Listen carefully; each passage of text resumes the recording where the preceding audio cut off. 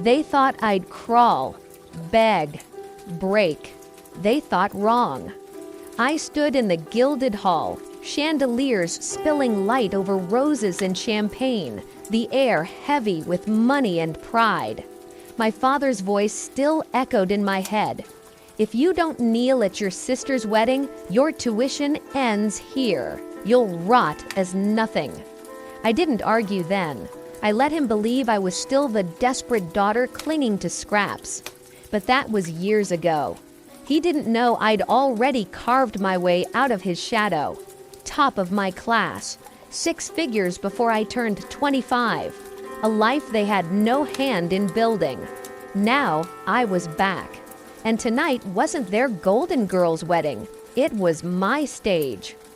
Growing up, I was the mistake, the shadow, while she was their son. My sister had the dresses, the praise, the easy love. I had silence, comparisons, and threats of being cut off if I didn't bend.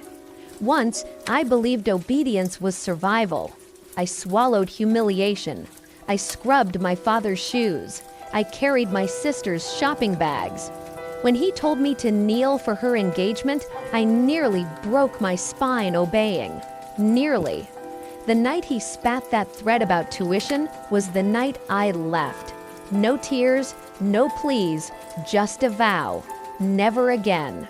But freedom wasn't enough. I still watched from afar. Photos, social media posts, the perfect family portrait, with me carefully cropped out. My sister flashing her diamond, my father boasting about his heir. The breaking point came when I overheard them in a cafe, by accident, fate, or something darker. My sister, laughing, said, "She'll come crawling back. She always does. Pathetic." My father chuckled. "If she has any sense, she'll show up to the wedding and kneel. Maybe we'll let her back into the family photo." That was it. The line they thought I'd never cross. I didn't cry. I didn't rage. I planned. For months, I worked in silence, pulled threads they never knew existed. Lawyers, bank statements, skeletons. My father's company wasn't as untouchable as he thought. His accounts had cracks. His reputation, fragile. My sister? Her perfect fiancé wasn't so perfect. A man with debts, women tucked away like secrets. I didn't need to expose him to the world, just enough for him to panic. And me? I positioned myself quietly, bought shares in silence, aligned with partners he once insulted, built a network that didn't just match his power, it eclipsed it. Every piece placed like chess. And tonight, I was moving the queen. The wedding unfolded like a fairy tale. White roses, a string quartet, my sister in gold and ivory, glowing under the chandelier. My father stood proud, chest puffed with ownership. And then I walked in. Gasps rippled, heads turned. I wore black, not mourning, command. My father's face hardened, his lips curling into the same sneer he used when I was a child. "You dare show your face," he hissed, low enough for only me. I smiled. "Relax. I brought a gift." I handed the box to the groom. He opened it. Inside wasn't gold, wasn't silver. It was truth. Documents. Bank transfers, messages, proof of his hidden affairs, debts, his plan to siphon my sister's dowry into his crumbling ventures. The groom's face drained. His hand trembled. He turned to my sister, stammering, denial spilling like cheap wine.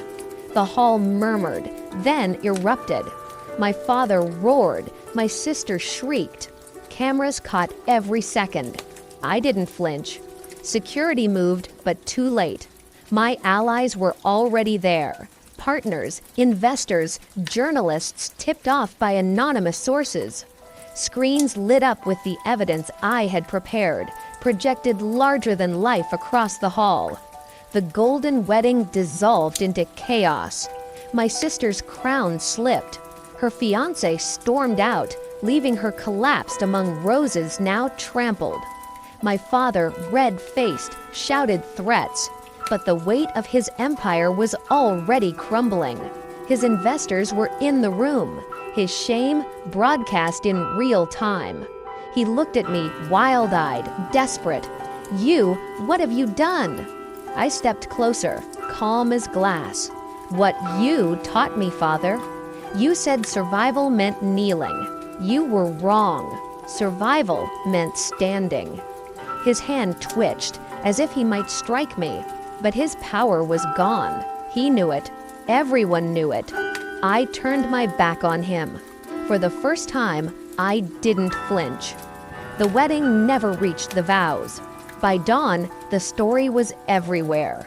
Golden family crumbles. Heiress betrayed at the altar. Empire falls overnight. I didn't attend the aftershocks. I didn't need to. My work was done. People ask if I regret it. If watching my family unravel left me hollow? No. Because betrayal taught me their love was a leash. And tonight, I cut it. They thought I was still their useless daughter. They thought I'd kneel. Instead, I made them bow.